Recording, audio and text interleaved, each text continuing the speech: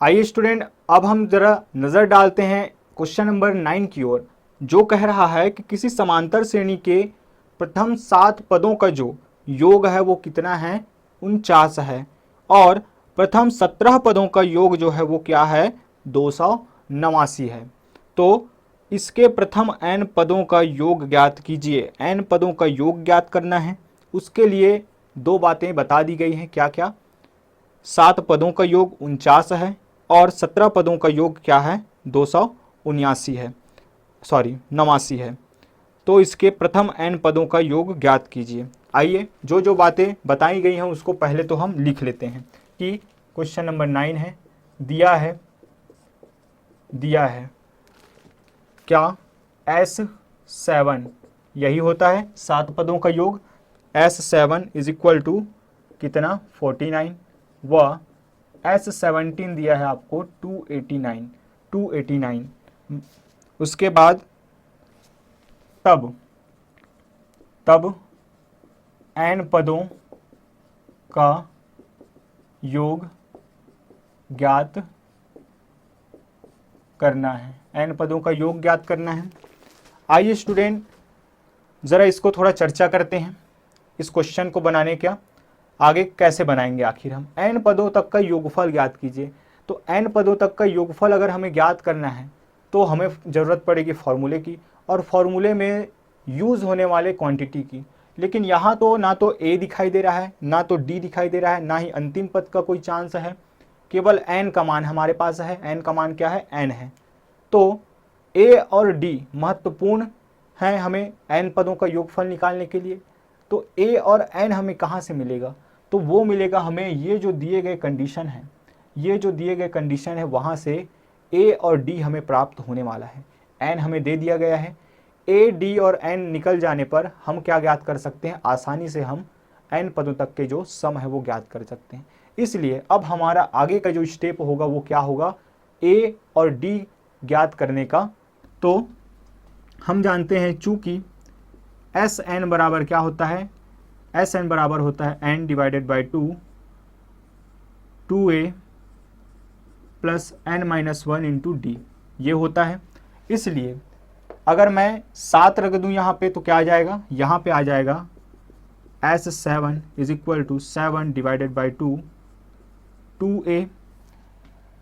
इससे पहले कुछ बातें यहाँ आपको लिखनी है, ज़रूर से लिखनी है कि यदि पदों की संख्या प्रथम पद a व सार्वधातुक d है, तो यहाँ पे आपको लिखना है स्टूडेंट कि यदि श्रेणी का प्रथम पद a व सार्वधातुक d है तब ये फॉर्मूला हम लगाएंगे। फिर n-1, n का वैल्यू है 7, -1, d का मान तो मुझे पता नहीं है। चलिए तो यहाँ से क्या हो जाएगा, S7 पता है क्या, बिल्कुल पता है सर, कितना है 49। S7 है आपका 49 is equal to 7 divided by 2, यहाँ से हो जाएगा 2a प्लस 7-1 इंटू डी मतलब कि 6d। अब 7 डिवाइडेड बाई 2 पूरा मल्टीप्लाई में ही इधर आ जाएगा, तो कहाँ जाएगा, डिवीज़न में। और हम जानते हैं कि जैसे ही ये पक्षांतर करेंगे तो अंश हर में और हर अंश में बदल जाता है, अर्थात ये हो जाएगा 49, 2 का जब इसके साथ मल्टीप्लाई होगा तो ये हो जाएगा 49 इंटू 2 और 7 आ जाएगा नीचे। यहाँ से भी अगर हम देखें स्टूडेंट, चलिए नेक्स्ट स्टेप यही होगा, 2a plus 6d, 2a plus 6d।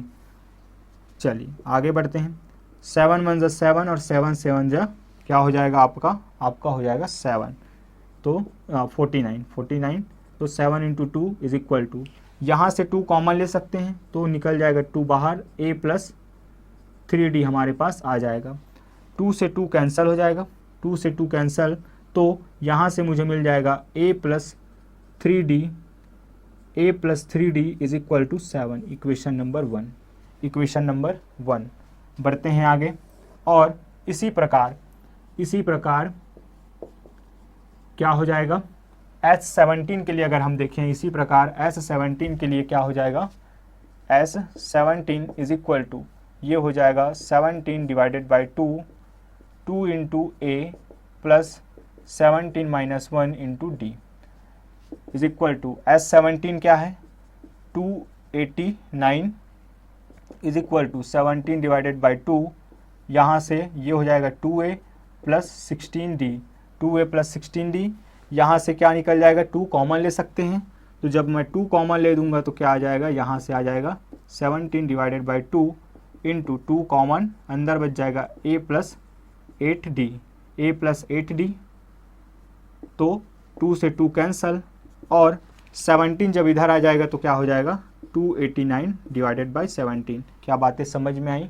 जी सर आया। 2 से 2 हमने काट दिया, फिर ये जो 17 बचा है इस पूरे के साथ किस में है, मल्टीप्लाई में। अगर मैं इसको पक्षांतर करता हूँ तो क्या आ जाएगा इसके डिवीज़न में। तो आगे बढ़ते हैं, क्या मिल जाएगा 8 प्लस 8d। अब 17 से हमें किसको डिवाइड करना है, 289 को। 289 को क्या कुछ याद आ रहा है जी, 17 इंटू 17 ही क्या होता है आपका 289, अर्थात 17 का स्क्वायर 289 होता है। तो कितने बार में कटेगा ये कटेगा 17 बार में। तो यहाँ से आपको मिल जाएगा equation a plus 8d is equal to, a plus 8d is equal to मिल जाएगा 17, ये वंस टाइम। ये रहा सेकंड इक्वेशन। इक्वेशन नंबर 1 वहाँ है, इक्वेशन नंबर 2 यहाँ है। a और d का मान निकालना है, एक बार घटा देते हैं, क्या निकल जाएगा फिर। अगर मैं समीकरण 1 में समीकरण 2 को घटा दूं तो समीकरण 1 माइनस समीकरण 2 करने पर क्या हो जाएगा, यहाँ से हो जाएगा समीकरण 1 है a plus 3d minus a minus 8d, minus sign, इसका साइन चेंज कर देगा।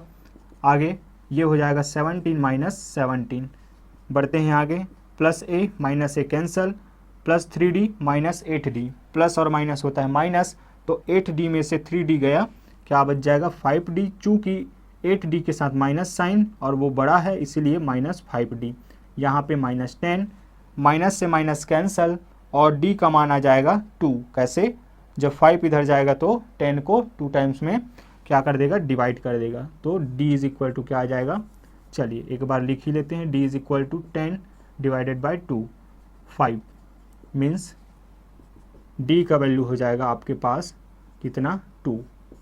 इस तरीके से a का वैल्यू अगर मुझे निकालना है तो मैं समीकरण 2 के साथ जा सकता हूँ या समीकरण 1 के साथ जा सकता हूँ, किसी भी के साथ आगे बढ़ सकता हूँ। मुझे क्या मिल जाएगा, मुझे मिल जाएगा a का वैल्यू, इसलिए समीकरण 1 से, अतः समीकरण 1 से क्या हो जाएगा, समीकरण 1 से ये हो जाएगा a प्लस 3 इंटू d का मान है 2 इज इक्वल टू 7, तब जो a का मान है वो क्या निकल जाएगा, 1 निकल जाएगा। कैसे, ये बनेगा 6 जब इधर जाएगा तो क्या हो जाएगा 7 माइनस 1, 7 माइनस 6 मीन्स a।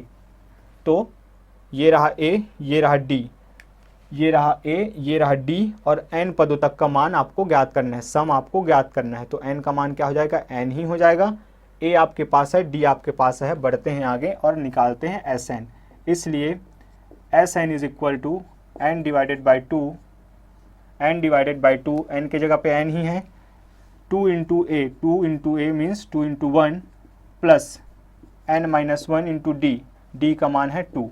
आगे बढ़ते हैं तो Sn इज इक्वल टू क्या हो जाएगा, n डिवाइडेड बाई 2, 2 इंटू 1 हो जाएगा 2, प्लस यहाँ से अंदर मल्टीप्लाई करेंगे इसको तो ये हो जाएगा 2n माइनस 2 प्लस 2, और ये रहा minus 2 cancel, Sn is equal to n divided by 2 into 2n, फिर से यहाँ से 2 और ये 2 कैंसल हो जाएगा, तो Sn इज इक्वल टू हो जाएगा n into n means Sn is equal to n square. तो ऐसा पद जिसके 7वें पद का मान कितना है, योग कितना है, 49 है, 17वें पद तक का योग क्या है आपका 289 है, उसके n पदों का योग क्या हो जाएगा, n स्क्वायर हो जाएगा। चलिए, अर्थात n का मान आप रखिए, n का मान रखिए और उसका स्क्वायर कर दीजिए तो उसका सम निकल जाएगा।